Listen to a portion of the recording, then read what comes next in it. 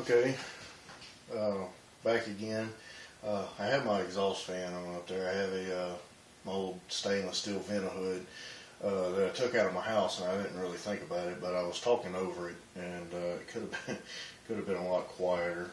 I think what I'm gonna do is I got some white scratch paper that I tore off a roll. I think I'm just going to go over a little, I don't know, maybe a little skull or quick freehand skull or something, and show some different techniques and stuff like that. Just kind of go over some stuff and see what happens. Right now I'm going to load up my brush, probably my HPCS. With some, let's see, how about some illustration black. Really awesome stuff. We really need to get some more. I want to get the whole line, you know, by Tim Gore and everybody. I mean, just got some really cool colors out there, and the stuff is really awesome because I just put it right. Put me a little bit right in the bottle, out of the bottle, no reducer, straight into the color cup, and we'll just see what we can come up with. So you want to do a skull, and you have a pretty large area that you want to cover, but there's several different ways that you can accomplish a sketch. You can either come in here with a pencil, or you can come in here really lightly with your airbrush. That's really high, so turn my Mac valve down, and so we just want to do a skull right here. Just kind of fog in way back here. I don't know if the camera's picking it up, but I'm just putting some really hazy type outline, and just kind of figuring out where I want my structure to be, and just kind of like a sketch. And let me see if the camera's picking that up. Yeah, it's actually lighter in reality than it is on the camera. So we have our outline, got our cheekbones, the top of the dome, a little bit of the structure around where the teeth are going to go. So we'll just kind of keep going, and this is going to be a pretty stylized skull. So we'll just kind of fog in where his eyes go. And like I said, I'm not committed to any of these shapes at this point, but what it does is it gives landmarks, just like it would if you was to spray in there and then find out where you're at and where your lines go. Because over here where there's nothing, you can't just, you can, but you can't just go in here and start doing stuff. You'll lose where you're supposed to be. So always start real light. So now that we've got that going, I usually like to start with my darkest areas, and still keeping it pretty light. Like I said, it's not going to be an anatomically correct skull. It's just something quick and fun. And I'll start kind of making some outlines of sorts. And, in illustration, that's where I have a big problem is, there's no outlines in real life. And edge control is a really big issue for me, because I immediately go back to tattooing or, tattoo style. I want to outline everything. Well, if you look at your hand, there's no black outline around it.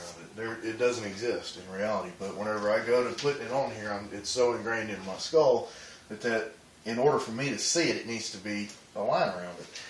So this is also a learning process for me, because as I talk about it, I'm actually taking things that I've learned and regurgitating them, and being able to see what I'm talking about. I know it's a trip. I don't want to do a damn shit. Anyway, I'm just going to airbrush and just kind of start getting a little darker with my details, and chose a skull because a skull, to me, I love any kind of skulls, not just human skulls. And everybody in my family are like, why are you always painting and drawing skulls? They're so gross and so evil. Well, what's funny is I don't know a single person that doesn't have a skull. There may not be a brain in it, but you damn sure have a skull. Every creature that has a head has a skull in it. So I don't see what's too evil about that. I just think it's a really beautiful structure to paint the textures, and just you can make it evil, or you can make it as girly as you want. I mean, so anyway, back to what we're doing here. I'm gonna, and it's good practice to decide where all your high spots, like your brow, you can even use your own head. Your brow sticks out further than your forehead. It's going to come out right there, and your nose, the bridge is going to be right here, but you know that the rest of this is cartilage, but you can feel where the bone is. And you can use your own head for reference and feel where this is going to be high, this is going to be high. There's going to be some shading down the sides, and we're going to make that stick up. We're going to push these areas down and back. And so whenever you push those areas down and back, it's going to raise this up. Same as here, so you can actually take and you can exaggerate it, and by exaggerating it, you can really tell what you got going. In your head, if you've seen any videos on any kind of anatomy, your head isn't exactly completely round object. It's more flat on the sides and more rounded this way. And watching those videos will help you understand your own physiology and understand what you need to be painting. But this is, like I said, this is just for fun. We're just kind of talking and doing the Bob Ross thing, happy little skulls. And I'm just kind of darkening this up. And if I wanted to, this is my new favorite thing now.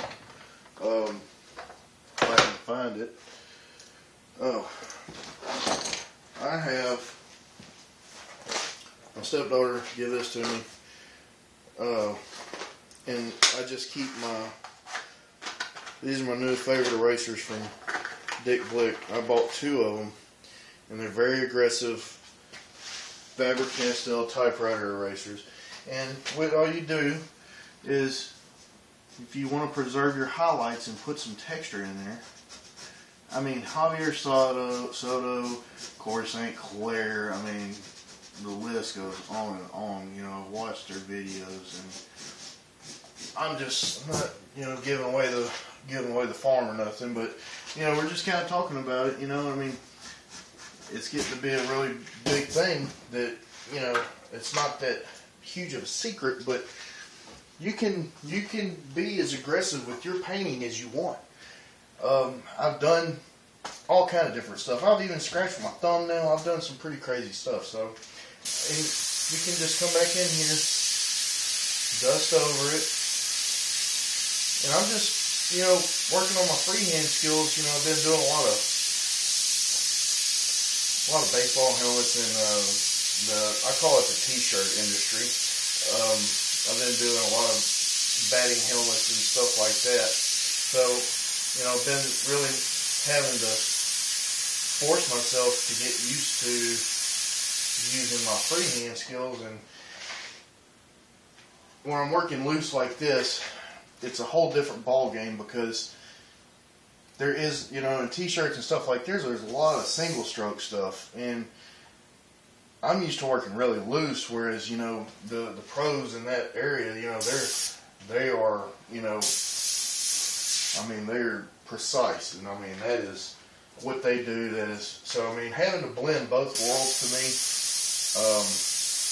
is still hard for me to wrap my head around. So, and I mean, I'm one of those type of people that my desire exceeds my talent. I have a love for this art form that is bordering unhealthy. As some of my wife and my friends would say, you know, some people have that natural talent, and they don't really have to practice. They don't have to work their butts off and, you know, really kill it to. I'm not one of those type of people. It takes me 1,000 times over and over, being told over and over how to do it, when to do it, and why to do it. You know, but drilling stuff like this in my head, and these videos, believe it or not, have really, and there's some that I hadn't even posted, but they really help me when I watch them back. I listen to what I say, and it's like taking your own advice. It's like relationship advice. You don't ever listen to your own relationship advice. You hear it from somebody else, and it's gospel. Same thing. I'm listening to myself teach and just teaching myself, basically. It's a metaphorical nightmare. It's like the world's worst acid trip. But just going in here, and I decided to give him some eyeballs and just kind of continue shading. Your skull's typical skull. It's going to be recessed up underneath the cheekbones, and we'll have like a little core shadow here with a little bit of light around the edge. And then we'll kind of push that back a little. Got a kind of a wonky cheekbone area right there, and we'll worry about that later. And we'll just kind of continue pushing these areas back, and it's kind of like sculpting in the sense that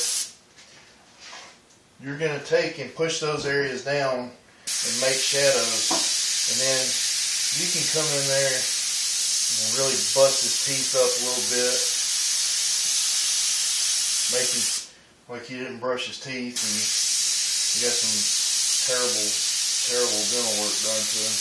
And I'm just coming in kind of hard with that, and, you know, breaking some teeth off so we can see the detail. And that's the thing is, you know, your shadows where your teeth are going to stand out more, where it's closer together, there's going to be a more defined line, which is actually just a more of a thin shadow.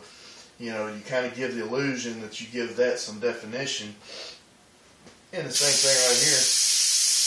The darker you make that, the harder the edge is. And that's what I mean by edge control. And you want to keep the outside soft because there is no outline in reality around this. And so where your detail is, you can come in there real tight, and like you can have little sketch marks and just kind of get real tight in there and just kind of giving the illusion that he's been in the ground for a while, and, you know, he just come out and ready to bite somebody or something. Let me take a look at it and see what's happening. Yeah. It's silly looking, but, you know, what are you going to do? It's just me having some fun and trying to put my 2 cents in.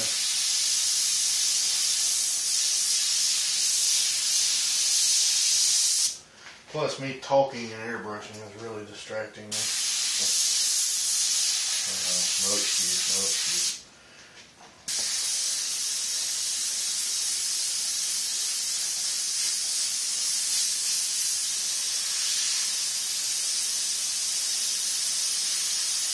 Right now I'm just kind of airbrushing some texture in here. Just kind of doing the figure 8 method.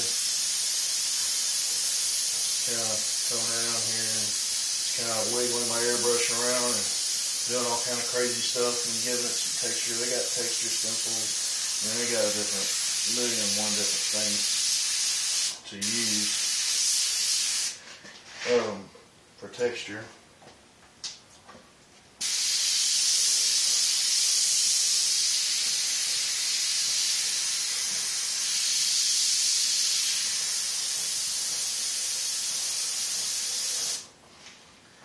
So we'll take that, and then we'll get up the little electrical division.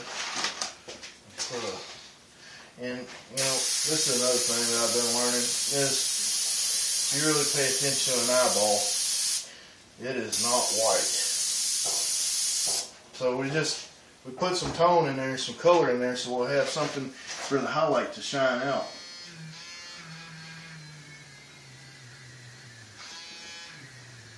So put us a highlight here, put another one, kind of make it, give it that wet look.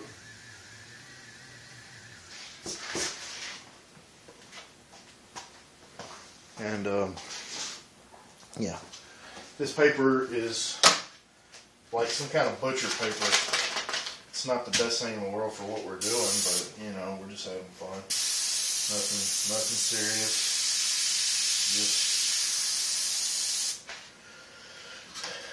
Just out here painting and talking.